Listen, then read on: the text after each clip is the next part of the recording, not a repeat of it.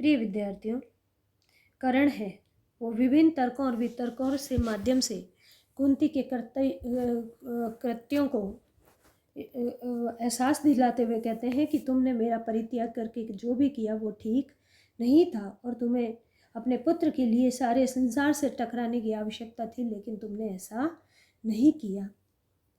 भोगती राज सुख रहकर नहीं महल में, पालती खड़ी हो मुझे कहीं तरु तल में, लूटती जगत में देवी कीर्ति तुम भारी, सत्य ही कहाती सती सुचरिता नारी। लेकिन अपनी माँ को धिक्कारते हुए कहते हैं कि तुमने जो किया वो ठीक नहीं किया।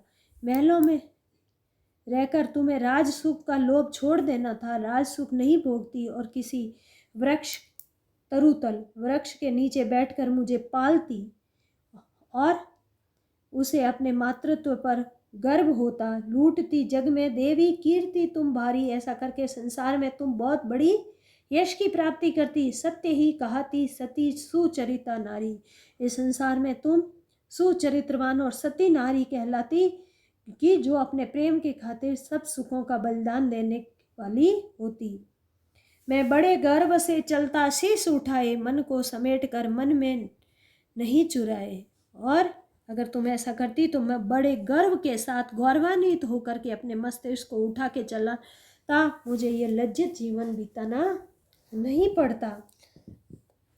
मन में किसी तरह का संकोच नहीं रहता। पाता न वस्तु क्या करण पुरुष अवतारी, यदि उसे मिली होती सूची गोद तुम्हारी, सूची यानी पवित्र, यदि बचपन से ही तुम्हारी पवित्र गोद का सानिध्य मिलता होता और मेरा सिंचन ममता से होता, तब ये अवतारी पुरुष दिव्य करण कुंडलों से युक्त करण गर्व के साथ अपनी माँ के साथ अपना जीवन यापन करता। खोला न गूढ़ जो भेद कभी जीवन में, क्या उसे खोलती हो अब चौथेपन में। चौथेपन जीवन की 3 अवस्थाएं जो आश्रम माने गए हैं, ब्रह्मचर्य, गृहस्थ, वानप्रस्थ और संन्यास।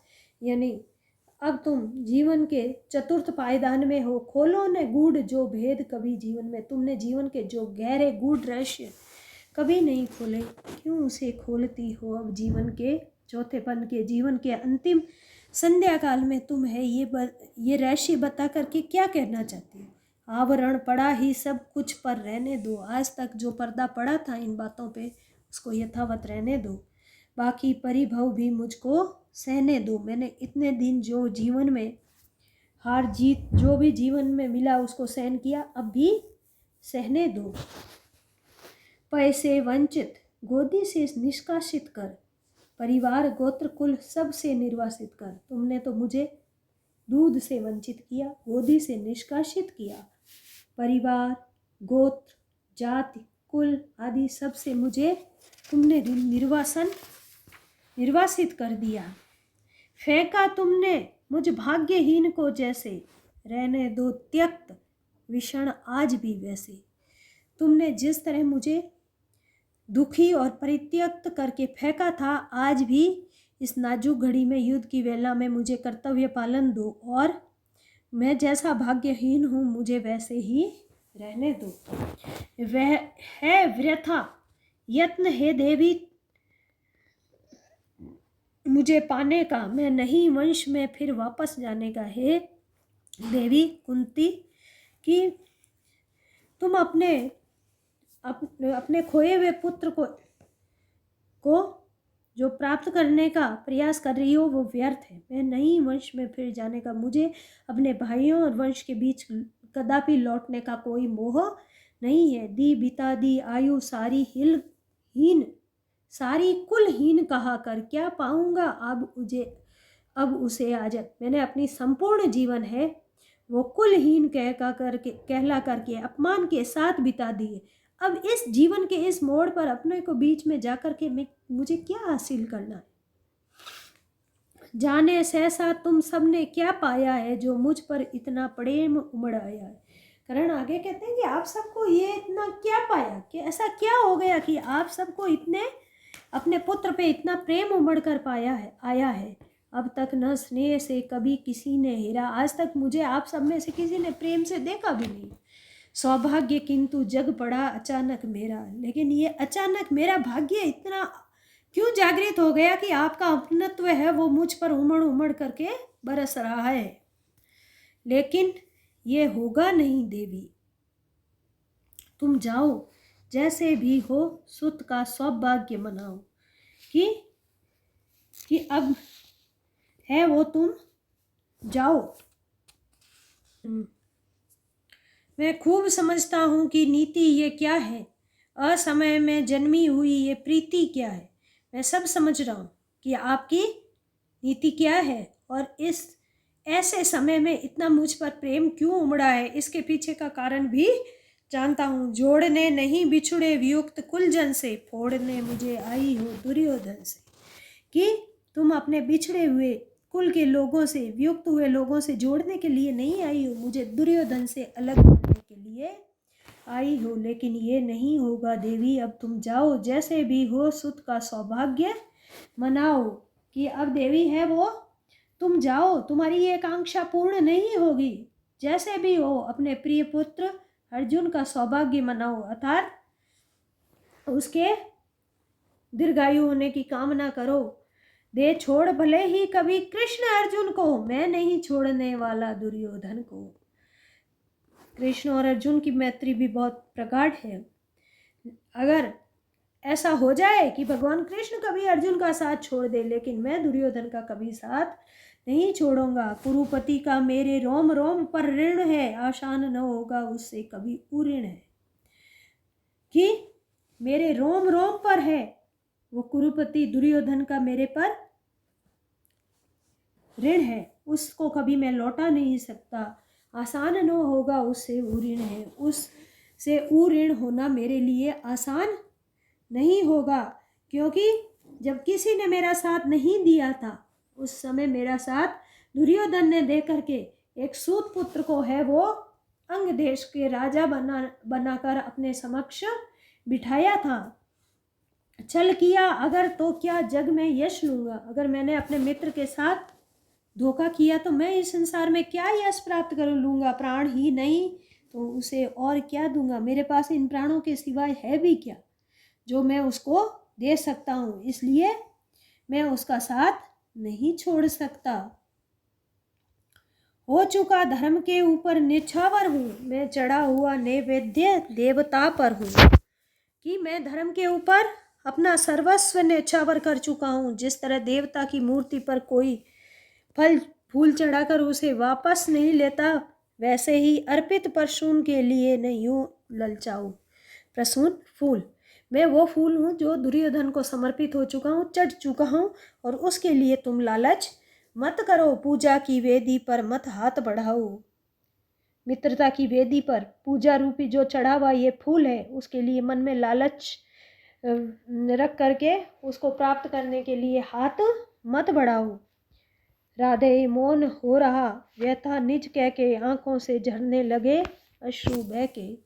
इस प्रकार कर्ण है वो अपने मित्र के प्रति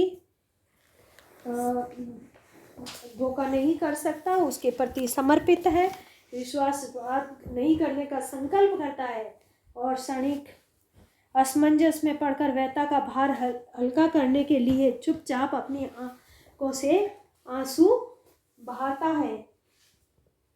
कुंती के मुख में व्यथा जीभ हिलती थी, कहने को कोई बात नहीं मिलती थी। ऐसे लग रहा है कि कुंती के मुख में जीभ जरूर हिल रही थी, लेकिन उसमें इतनी सामर्थ्य नहीं थी कि वह कोई बात कह सके। उसके पास ऐसी कोई बात नहीं थी जिसको वह कह सके, क्योंकि कर्ण के सारे तर्क थे वो सत्य थे, और भला वह मित्र धर्म से विमुख कैसे हो सकता था। अंबर पर मोती गूंथे चिकुर फैलाकर, अंजन उड़ेल सारे जग को नहलाकर, साड़ी में टांके हुए अनंत सितारे थी घूम रही तिवराचल निशा पसारे। कर्ण और कुंती के संवाद लंबे समय तक होता रहा, और धीरे धीरे क्या होता है कि रात का समय आ जाता है। प्रकृति ने भी मानो अंधकार रूपी अंजन को सारे जग में उड़ेल करके नहला रही हो, और अंधेरे रूपी बालों के बीच में तारे रूपी मानो मोती गुथ आए हो, और ये अनंत सितारे प्रकृति की साड़ी में टंगे हुए तारे जैसे लग रहे थे, और ऐसे लग रहा था कि रात्रि ने चारों ओर अपना अंधकार रूपी आंचल है वो फैला दिया है। थी दिशा स्तब्ध, नीरव समस्त अगजग था, कुंजों में अब बोलता न कोई खग था। कि रात्रि के प्रथम चरण का चित्रण है कि चारों ओर की दिशाएं शांत और स्तब्ध हो गई थी। अग जग में सब चारों ओर शांति थी। कुंजों में अब बोलता न कोई खग था, और किसी भी कुंज लताओं के बीच में किसी भी पक्षी की वाणी नहीं थी। झिल्ली अपना स्वर कभी कभी भरती थी, और झिल्ली और झिंगूर है वो बीच बीच में कभी अपना स्वर उच्चरित करते थे। जल में जब तब मछली छप छप करती थी, और कभी कभी है वो जल में मछली के की छप सुनाई दे रही थी। इस सन्नाटे में दो जन सरित किनारे थे खड़े, शीलावत मूक भाग्य के मारे। इस रात्रि के घने सन्नाटे में दो लोग नदी के किनारे यानी कुंती और कर्ण शीलावत यानी पत्थर की भांति खड़े थे, मूक भाग्य के मारे। दोनों ही भाग्य के मारे हुए अपने भाग्य को कोस रहे थे। शीसक राधे सोच ये मन में क्यों उबल पड़ा, असमय विष कुटिल वचन में।